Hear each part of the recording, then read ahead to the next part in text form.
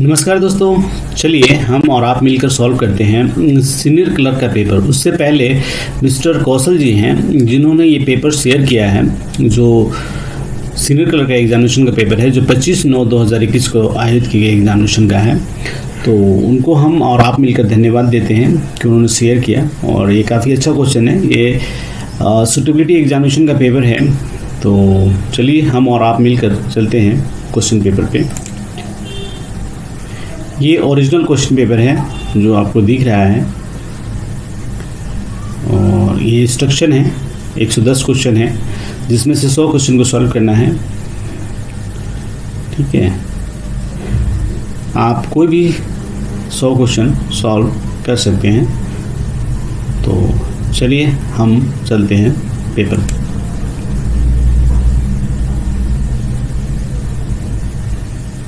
चलिए question number 1 पे चलते हैं। In which year railway board was constituted?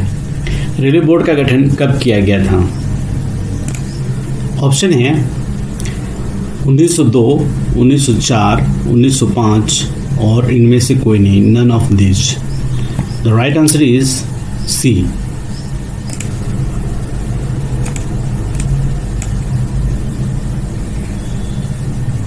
Question number 2.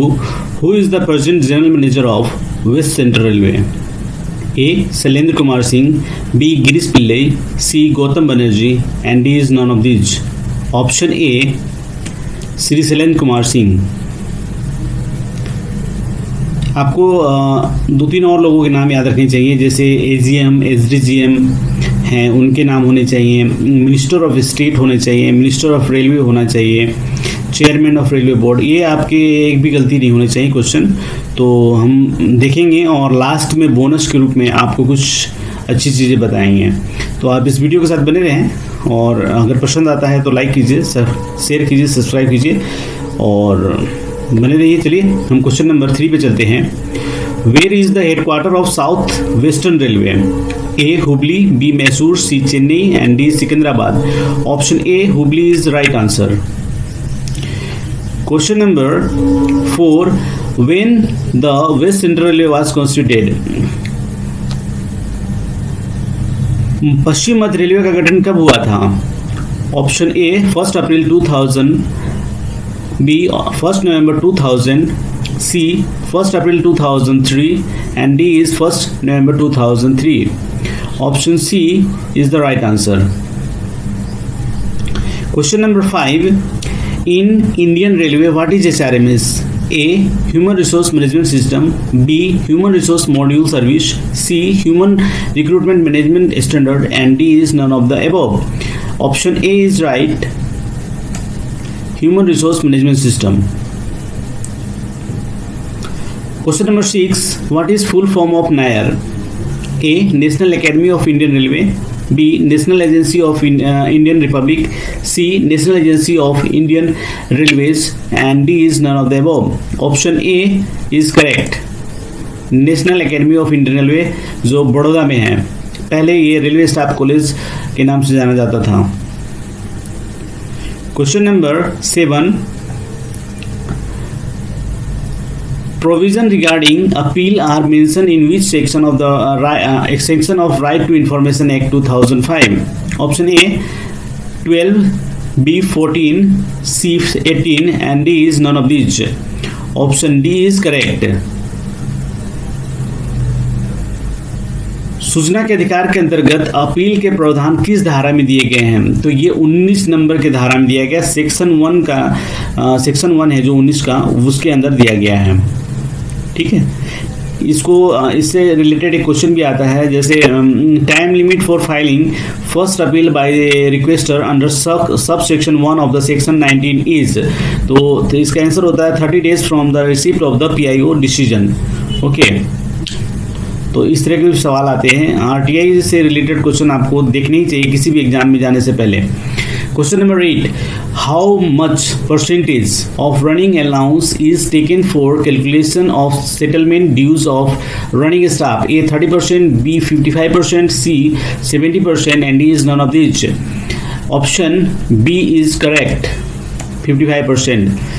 और अगर सेटलमेंट मतलब अगर सेटलमेंट मतलब उनका डिकैटेगराइजेशन होता है या फिर वो रिटायरमेंट होती है तो 55% पे एलिमेंट लेते हैं। अगर वो रनिंग ड्यूटी में है तो 30% उनको एक्स्ट्रा मिलता है रनिंग अलाउंस। ठीक है, तो ऑप्शन ये दोनों क्लियर हैं। बाकी ये आपको ऑप्शन को एलिमिनेट करना आना चाहिए किसी भी एग्ज़ाम के ऑब्जेक्टिव टाइप के एग्ज़ाम के लिए, एक इम्पॉर्टेंट चीज़ है। दूसरा इम्पॉर्टेंट ये बात है कि आपको कॉन्सेप्ट क्लियर होनी चाहिए। चलिए क्वेश्चन नंबर 9 को देखते हैं। What is the rate of HRA इन जबलपुर? जबलपुर में मकान किराए भत्ते का प्रतिशत क्या है? A 8%, B 24%, C 16% and D is none of these. तो यहाँ ऑप्शन D करेक्ट हो जाएगा। वैसे DA बढ़ने से पहले यहाँ पे जो परसेंटेज था वो 16% होता, क्योंकि मध्य प्रदेश का कोई भी शहर जो है वो X कैटेगरी के अंदर नहीं आता है और जो भी कैटेगरी हैं वो Y और Z के हैं। तो जनरली जो ग्वालियर, इंदौर, भोपाल, जबलपुर, उज्जैन जो हैं, उज्जैन के जो म्यूनिसिपल कॉरपोरेशन है वो जो हैं वो वाई कैटेगरी के अंदर आते हैं और DA बढ़ने से पहले वो 16% के हकदार थे, जो अभी 18% हो गया है, जो ऑप्शन में नहीं है। ठीक है, चलिए question number 10। Widow pass scheme was started from? A option A, widow pass यानी कि विधवा पास योजना कब से प्रारंभ हुई थी?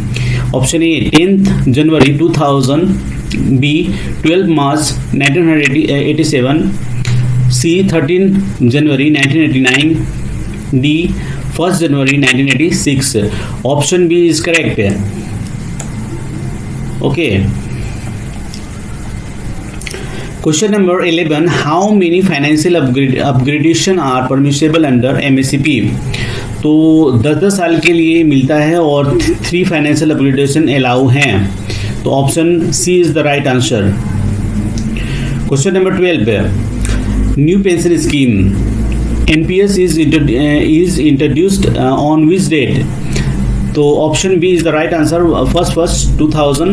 1 January 2004। Question number 13। When substance allowance is given?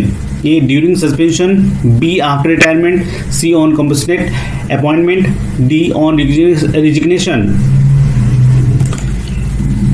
Option A is correct, during suspension।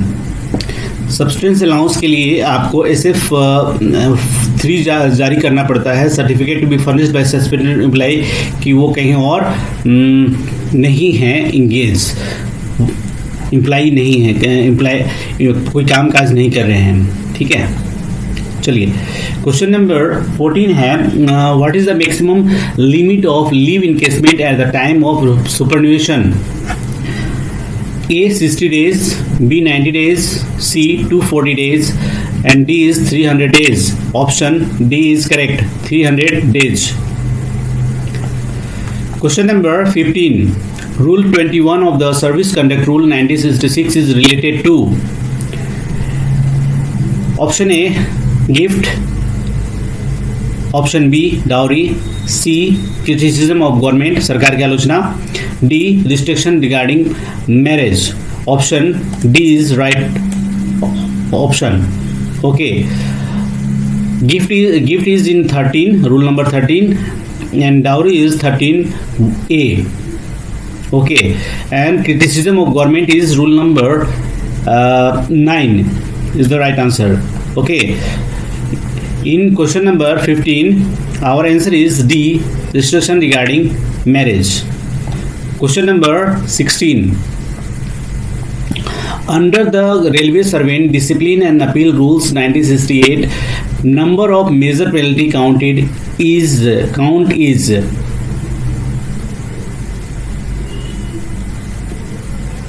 option A 4, B 5, C 6 and D 7। Option B is right।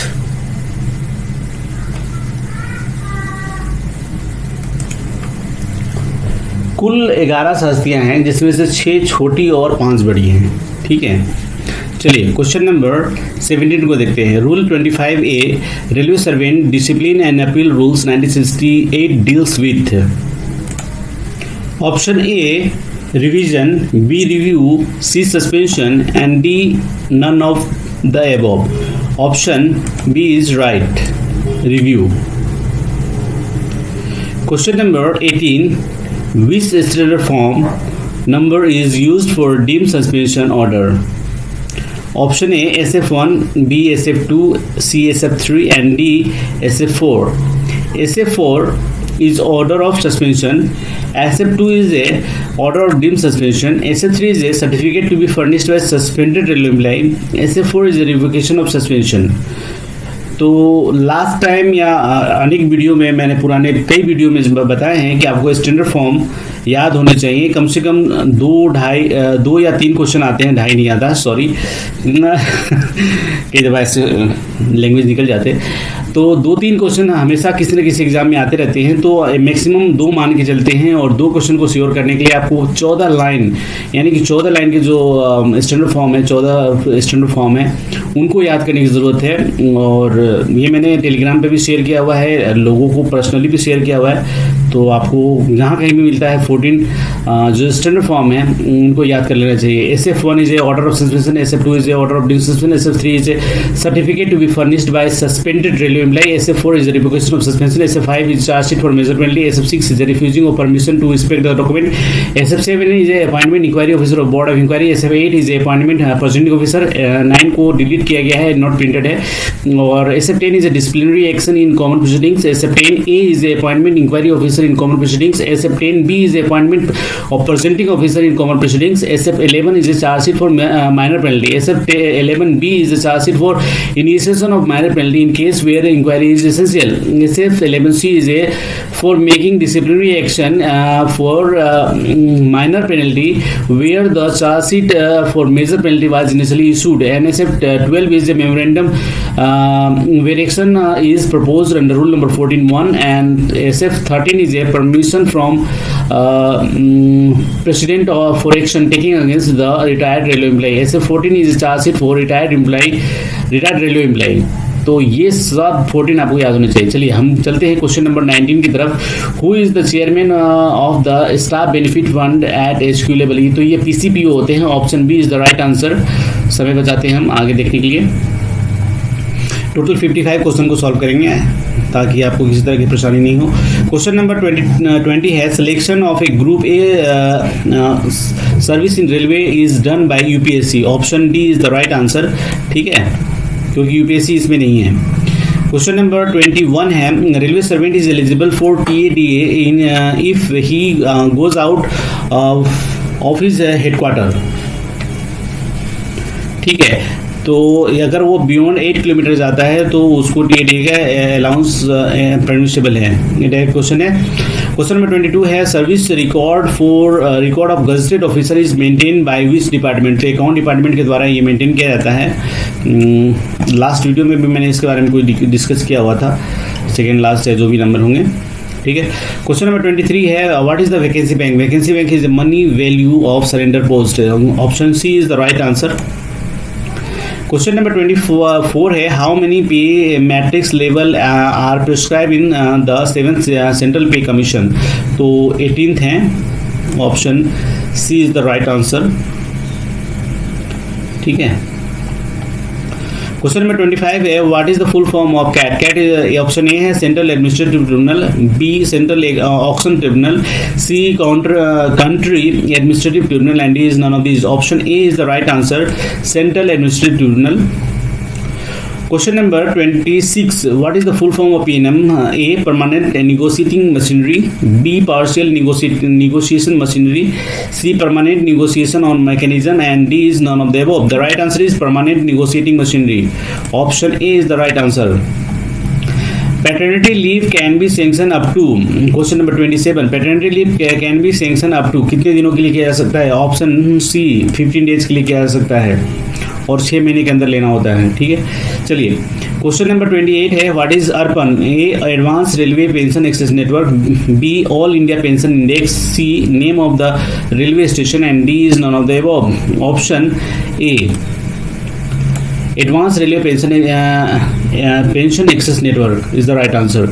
Question number 27 है 29 है sorry, provision relating to leave not due is available in which para of the IRAC। तो देखिए leave वाला जो portion है वो 500 से start होता है, तो ऑप्शन जो हमारा ए है सी है वो सॉरी, तो वो सही है।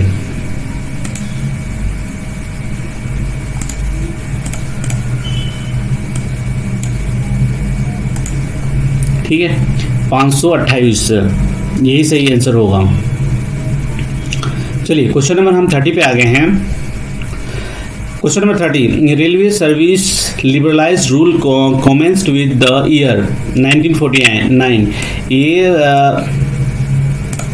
ये सही आंसर होगा, ऑप्शन बी 1949। दीज रूल्स में be call the railway servant liberalise rule leave rule 1949, ये इस नाम से जाना जाता है। ठीक है चलिए क्वेश्चन नंबर 31 है, what is the percentage of TA if an employee is out of headquarter for more than 12 hours? A 30%, B 70%, C 100% and D is 120%। तो 12 घंटे से 12 घंटे से अधिक होने पे ऑप्शन जो सी है 100% इज एप्लीकेबल फॉर दिस।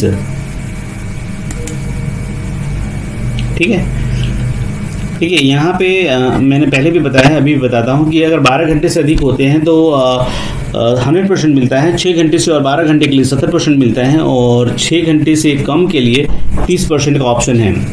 यानी कि 120 वाला जो को छोड़ दिए तो बाकी आपके 3 ऑप्शंस के अंदर ही इनको इस तरह के क्वेश्चन को सॉल्व करने की अपॉर्चुनिटी आपके पास है, और ये काफ़ी इजी क्वेश्चन है ऐसा मैं मानता हूँ, क्योंकि अगर आप मेरी वीडियोस को देखते हैं तो इसमें मैंने कई बार और कई तरह से इसको डिस्क्राइब करने की कोशिश की है। चलिए क्वेश्चन नंबर 32 को देखते हैं, what is the maximum number of privilege pass given to an officer?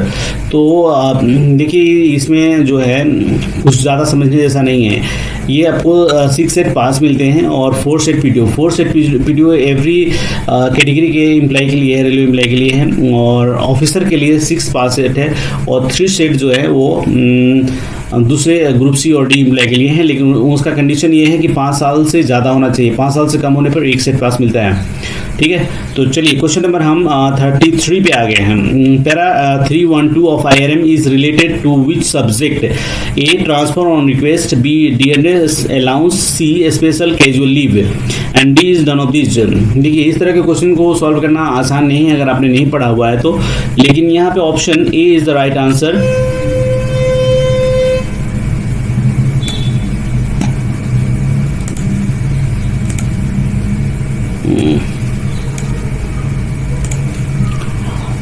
Transfer on request जो है वो 312 के अंदर दिए गए हैं। देखिए 309 जो है वो सीनियरिटी ऑन प्रमोशन है, 310 और 11 जो है म्यूचुअल एक्सचेंज है, 12 ट्रांसफर ऑन रिक्वेस्ट है, और 13 जो है मेडिकली अनफिट रेलवे स्टाफ के लिए है।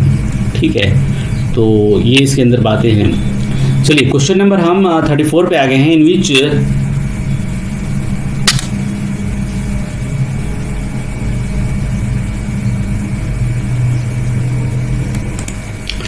क्वेश्चन नंबर 34 है, in which railway once again हम फिर से दोबारा पढ़ते हैं। In which rule of railway servant discipline and appeal rules says about the procedure for imposing the major penalty. तो रूल नंबर 9 जो है ना वो इम्पोर्टेंट है इस तरह की चीज़ों के लिए। ठीक है इम्पोज करने का तरीका ये रूल नंबर 9 बताता है। Option is A is the right answer. चलिए क्वेश्चन नंबर 35 है, standard form number 8 under railway servant discipline and appeal rules related to. तो 8 जो है वो अपॉइंटिंग ऑफ प्रेजेंटिंग ऑफिसर है, option C is the right answer. ठीक है मैंने अभी आपको यही बताने की कोशिश की थी कि स्टैंडर्ड फॉर्म को तो आप रट ही जाइए। ठीक है 2 चीज़ें मैं बताना चाहता हूँ, एक डिसिप्लिन एंड अपील रूल्स के अंदर स्टैंडर्ड फॉर्म है, और कंडक्ट रूल के अंदर जितने भी पॉइंट्स हैं, जितने भी रूल्स हैं 26 जो टोटल हैं, उनको आपको बार बार देखते रहना चाहिए, और एग्जाम में जाने से पहले तो एक बार जरूर देख लेना चाहिए, मेरा ऐसा एडवाइस है। चलिए क्वेश्चन नंबर 36 को देखते हैं। Date of birth, date on service record deals with which para of IRAC? ठीक है ऑप्शन A 220, B 225, 225, C 235 and D is none of these. Option A is the right answer. ठीक है, ये 220 जो है, नहीं सॉरी यहाँ पे मैं गड़बड़ कर रहा हूँ। ठीक है, ये नहीं हुआ। 220 जो है वो स्पेशल रिजर्वेशन से रिलेटेड है। 220 is related to a special reservation and 225 is the right answer for this. Okay, तो आई एम सॉरी कि मैं ये कर रहा था। और 235 है, आई थिंक लिविंग जुरिडिक्शन के बारे में है।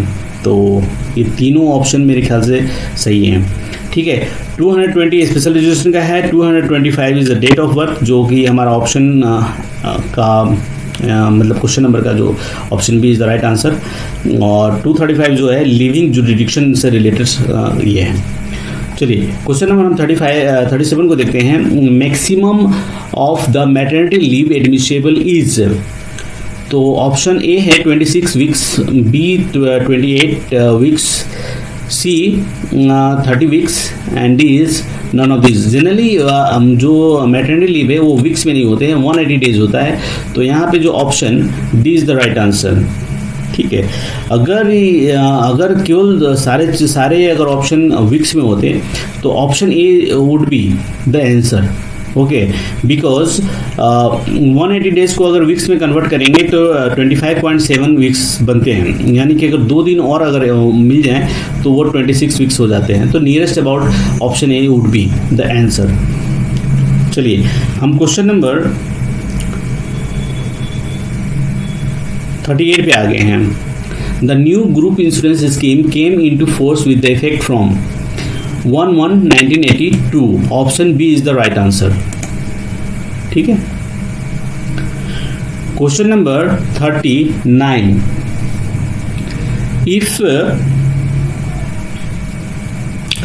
If selection panel once approved by ADRM may be amended after obtaining the approval of which authority? ADRM, B DRM, C selection committee and D is none of these. The option D is right. DRM is right.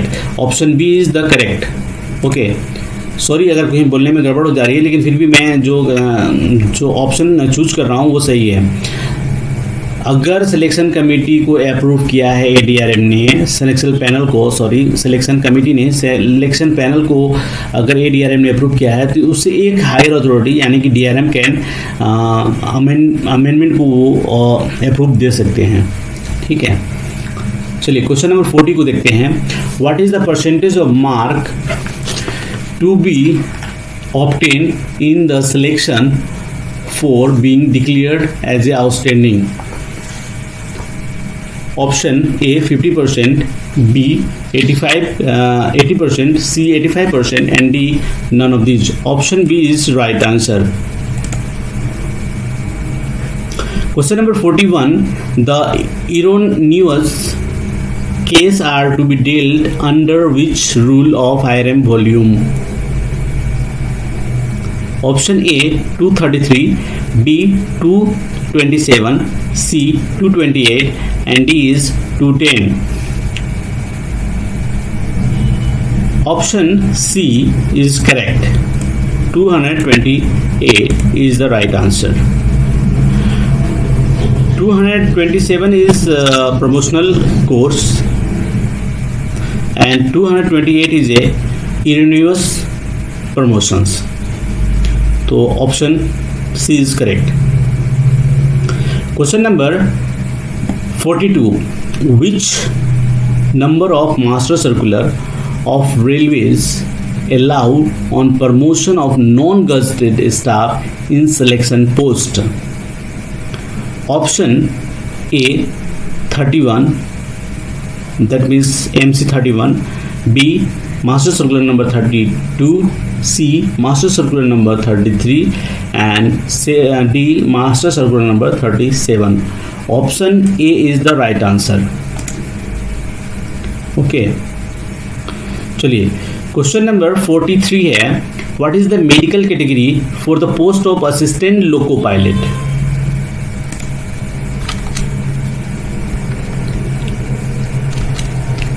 Assistant loco pilot, okay, in railways.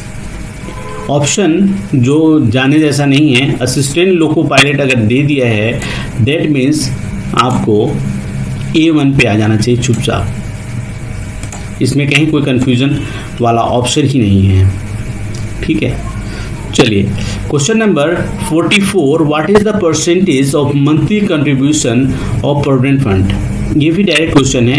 Option B 8.33% is the right answer, ठीक है।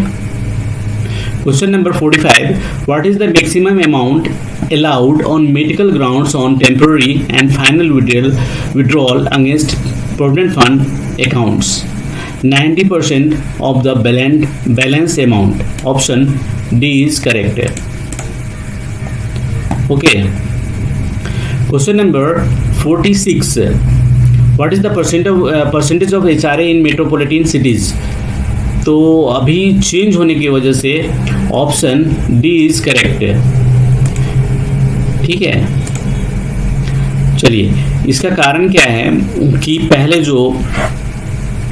जो option थे उसके हिसाब से 24% था, तो आप यहाँ पे अगर लगाते हैं 24% तो ये रॉन्ग हो जाएगा, क्योंकि जो DA 25 से क्रॉस हो जाने की वजह से इसका जो परसेंटेज है वो 27% हो गया है, ठीक है, मेट्रोपॉलिटन सिटीज़ का। दैट मीन्स और ऑप्शन चेंज हो जाएंगे।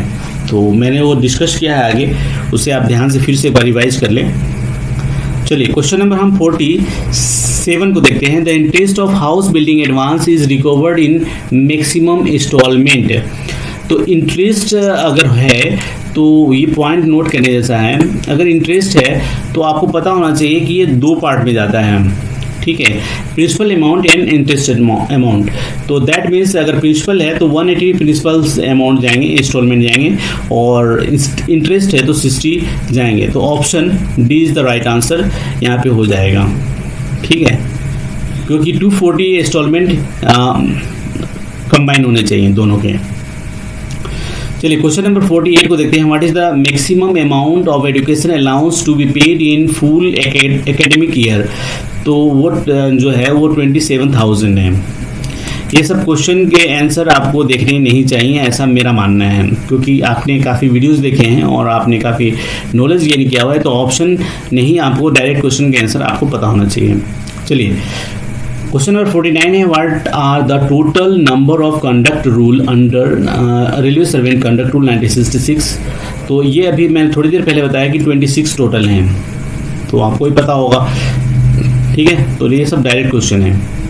क्वेश्चन नंबर 50 है। The document which shows the duty hours of works of a railway servant. A duty roster, B muster, C debit sheet and D is pay slip. तो option A जो है duty roster is the right answer, ठीक है। Duty roster a document which shows the hours that the railway servant expected to be on duty every day, the daily well as well as weekly rest and breaks। तो ये चीज़ें इसके अंदर की जाती हैं। क्वेश्चन नंबर हम 51 पे आ गए हैं। What is the word DO which is used by daily correspondence. A daily order, B demi order, C demi official and D is none of this.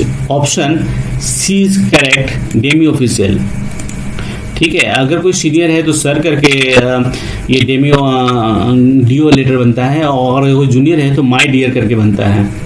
तो ये सीनियर को भी लिखा जा सकता है और जूनियर को भी लिखा जा सकता है, ठीक है। तो ये डेमी ऑफिशियल है। कई तरह के सवाल आते हैं। डेमी ऑफिशियल एक अच्छा पॉइंट है जहाँ पे आपको क्वेश्चन गड़बड़ी नहीं होनी चाहिए। क्वेश्चन नंबर 52 पे आ गए हैं। The railway board was form on which committees reports. A Thomas Robertson committee, B Devrai committee, C railway reform committee and D is Acworth committee, ठीक है। Option A Thomas Robertson committee is the right answer. चलिए यहाँ पे 3 committee आपको दिख रहे हैं, इनके बारे में आप एक लाइन लिख सकते हैं कमेंट बॉक्स में, और आप मुझे बता सकते हैं कि आप क्या जानते हैं, ठीक है, कब कब कॉन्स्टिट्यूटेड हुई थी, कब कब बनी थी, कब कब इनका गठन किया गया था इस रिपोर्ट्स को ये करने के लिए।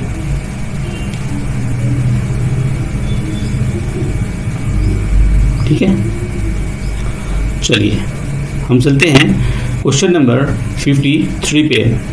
What maximum service is required for transfer on administrative ground? A 1 year, B 5 years, C 8 years and D is no limit. आपको पता है ये एडमिनिस्ट्रेशन ग्राउंड किसी भी टाइम किया जा सकता है, ठीक है, तो no limits is the right answer. और अगर एडमिनिस्ट्रेशन ग्राउंड पे आपको कहीं भेजा जाता है तो आपकी सीनियरिटी एज इट इज रहती है, ठीक है। चलिए question number 54, how many days period notice is compulsory for removal of temporary status granted casual laborers? Option A 1 month, B 3 months, C 5 months and D is 10 month. Option A is the right answer 1 month। ठीक है, question number 55, under which rules of IRM volume 1 the cadre seniority is determined according to the merger of decategorised employ into the other cadres? Option A 313, B 315, C 301 और D 310। A 313, B 315, C 301 and D is 310। तो जो right answer है वो है 313, option A is the right answer. चलिए आप हमारे साथ बने रहें, इसके लिए आपको बोनस दिया जाता है। 25/9/2020 के हिसाब 20 ने एक्चुअली 21 कर देना चाहिए यहाँ पे, क्योंकि ये 21 है, ठीक है। 21 के हिसाब से करंट जो हमारे मिनिस्टर ऑफ रेलवेज हैं वो अश्विनी वैष्णव हैं, जो 21 में हैं, ठीक है। Current minister of state MOSR जिसे बोलते हैं,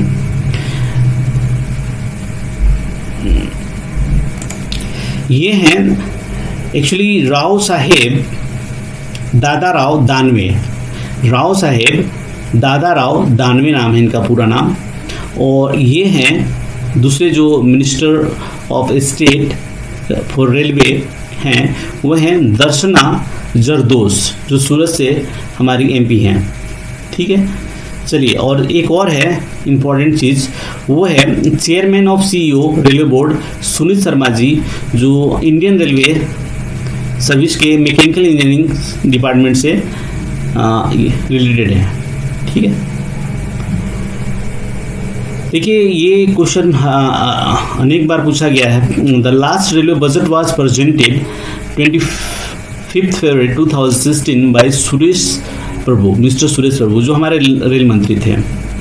द मोदी गवर्नमेंट जो 21 सितंबर 2016 को अप्रूव कर लिया मर्जर करने के लिए रेलवे और जनरल बजट से किया था 2017 से, ठीक है।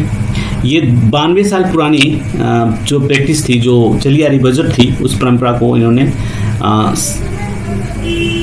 सेपरेट जो बजट था उसको मर्ज कर दिया था।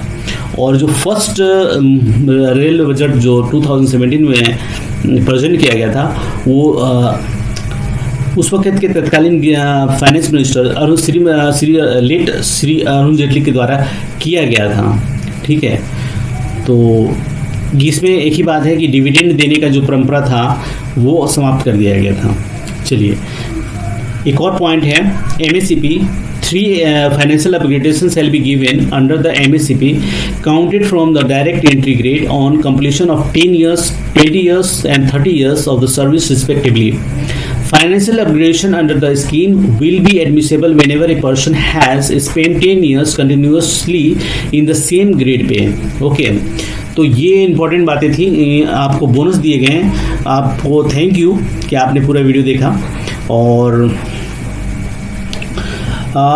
फॉर वाचिंग, जो लाइक्स एंड सब्सक्राइब है, आपको लगता है कि ये वीडियो किसी नए रीडर की मदद कर सकता है तो ज़रूर उनके साथ शेयर कीजिए। रिक्वेस्ट करना मेरे हाथ में, शेयर करना आपके हाथ में। Thank you so much for watching. चलिए इसके दूसरे पार्ट में फिर मिलते हैं।